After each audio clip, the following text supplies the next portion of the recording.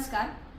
उच्च न्यायालयामध्ये धनगर आरक्षण अंमलबजावणीसाठी जी याचिका कोर्टामध्ये चालू होती त्याचा निकाल पुढे आला। बऱ्याच प्रतिक्रिया वेगवेगळ्या माध्यमातून पुढे येत आहे, म्हणून धनगर आरक्षण आंदोलन करती म्हणून मी माझं मत व्यक्त करत आहे।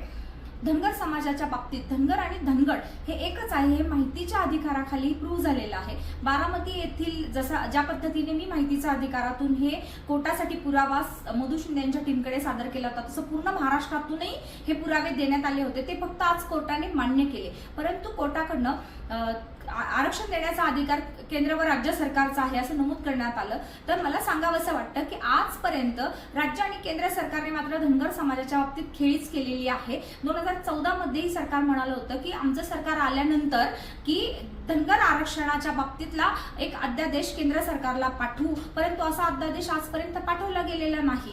की एक शिफारस, घटना दुरुस्तीची शिफारस पाठवणं गरजेचं आहे।